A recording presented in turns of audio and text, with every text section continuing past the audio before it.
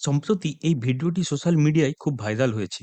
ইনি হলেন নিউজিল্যান্ডের সর্বকনিষ্ঠ সাংসদ হানা রাওহিতি কাদিদিকি মাইপি ক্লার্ক। এত বড় নাম শুনে আপনাদের রেলগাড়ির কথা মাথায় আসতে পারে। আদিবাসী বিলের প্রতিবাদের জন্য নিউজিল্যান্ডের সংসদেই এই ঐতিহ্যবাহী হাঁকা নাচ করলেন তিনি। বৃহস্পতিবার নিউজিল্যান্ডের সংসদে একটি বিলকে ঘিরে পরিস্থিতি খুব জটিল হয়ে ওঠে। ব্রিটিশ সংবাদ সংস্থা রয়টার্স জানিয়েছে, বিতর্কিত আদিবাসী বিল নিয়ে ভোটাভুটির সময় 22 বছর বয়সী বিরোধী সাংসদ হানা উত্তেজিত হয়ে বিলের প্রতিলিপি ছিঁড়ে ফেলেন। এরপর তিনি হঠাৎ করেই নিজের আসন ছেড়ে হাঁকা নাচের ভঙ্গিমায় এগিয়ে আসেন স্পিকারের সামনে। হানার সঙ্গে যোগ দেন তার দলের অন্যান্যরাও। একজন পুরুষ ও আরও একজন মহিলা সাংসদকে এই হাঁকা নাচের তালে প্রতিবাদ করতে দেখা যায়। এই হাঁকা নাচ হলো মাউরি সম্প্রদায়ের সংস্কৃতির একটি অঙ্গ। হানা নিজেও মাউরি সম্প্রদায় থেকেই আসে।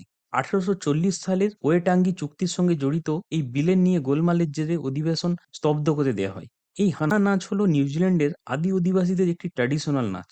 অতীতে যুদ্ধের সময় বা শিকারের সময় মনোবল বাড়ানোর জন্য তারা এই হাঁকা নাচ করত। বর্তমানে এই হাঁকা নাচকে এক শিল্পকলা হিসেবে দেখা হয়। তবে খেলার ময়দানে নিউজিল্যান্ডের খেলোয়াড়রা আজও এই হাঁকা নাচ করে, নিজেদের মনোবল বাড়ানোর জন্য আর প্রতিপক্ষকে দুর্বল করার জন্য। তবে নিউজিল্যান্ডের পার্লামেন্টে এই তরুণীর অভিনব প্রতিবাদ দেখে আলোচনা শুরু হয়েছে সমাজ মাধ্যমে। কিন্তু আপনারা কি মনে করেন? কমেন্ট করে অবশ্যই জানান। এরকম আরও ভিডিও পেতে ভিডিওটি লাইক করে চ্যানেলটি সাবস্ক্রাইব করুন।